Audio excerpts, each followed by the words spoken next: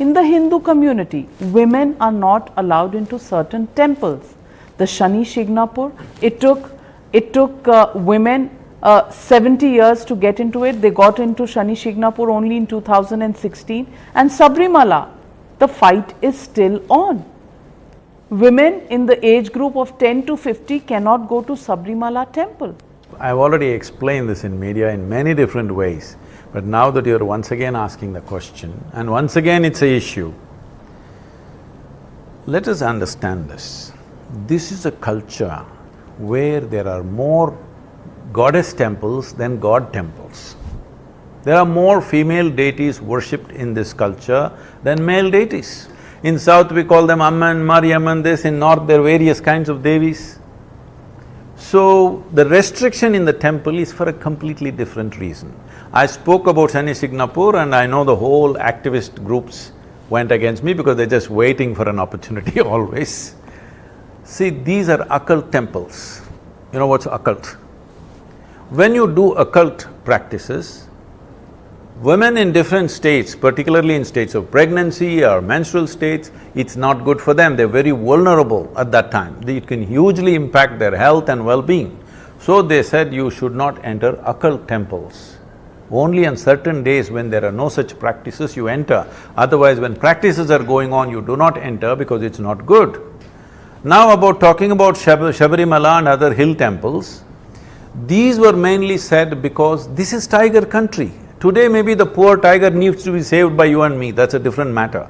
Otherwise, in southern India, in western Ghats, tigers roamed in thousands, okay?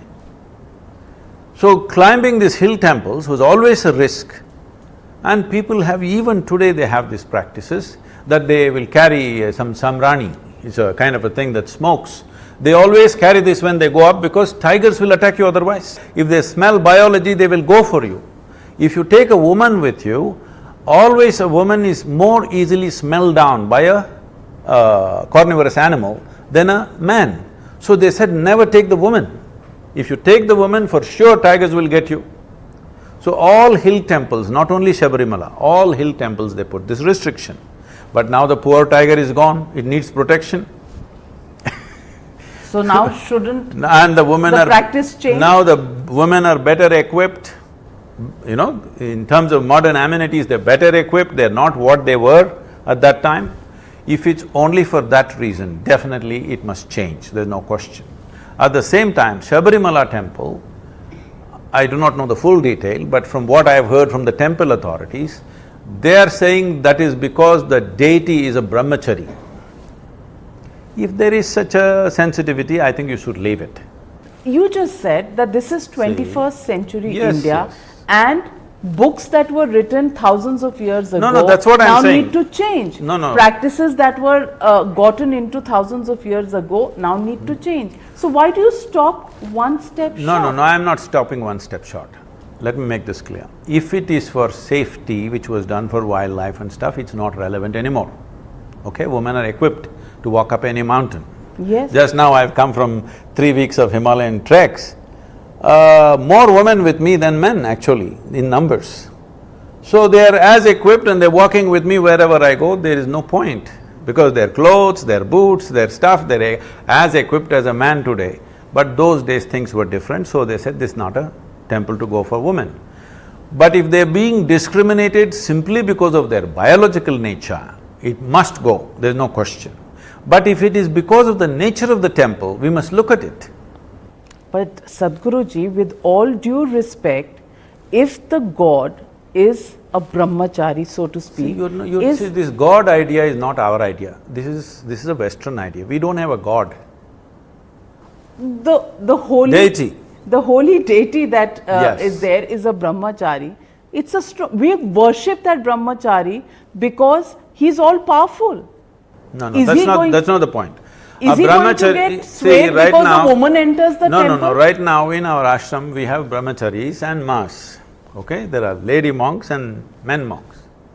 If the women demand, we want to go into the men's segment of the brahmachari segment, it's called the sangha, we want to go into the male sangha. No, because even we cannot enter into the female sangha. What is that? There are temples in Karnataka where men cannot enter. So these things were made for a different reason, this is not gender discrimination.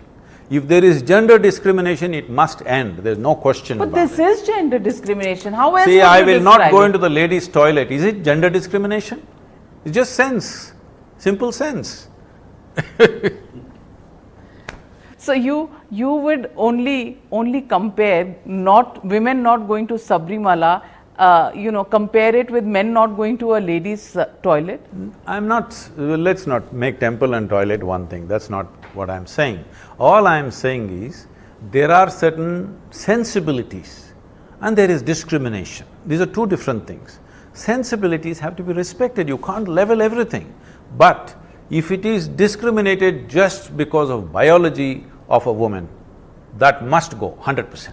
But isn't it just that? No. Why women between 10 and 50 cannot go? See, for women above 50 are not discriminated because, against. No. So it's biology. See, a deity is seen as a live person, do you understand? A brahmachari is sitting in his own abode, so women don't go into his abode. If a young woman was sitting, we say men should not enter that room. Just the same thing. So the monks are there in the Sangha, women cannot go. Is it gender discrimination? For his safety, not for theirs. So,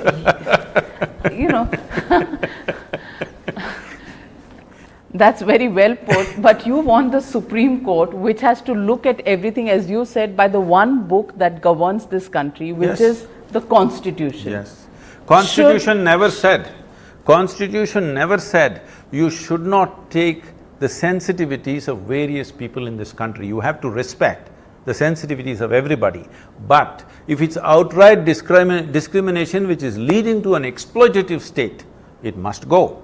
I am repeating this once again, if any temple is stopping women from entering their premises based on their biology, it has to go, no question. But if it is because of certain sensitivities, if it is that the deity is of a certain nature and it maintains a certain thing, they want to do that. Suppose, why nobody talks about these temples where men cannot enter? There are temples in Karnataka like this. All right, Sadhguruji, I will ask you I'm saying you're doing gender discrimination right now. Oh, Please fight for the men also, poor men. Poor men. Men in this country have never been poor men. It's always the women who have been discriminated against.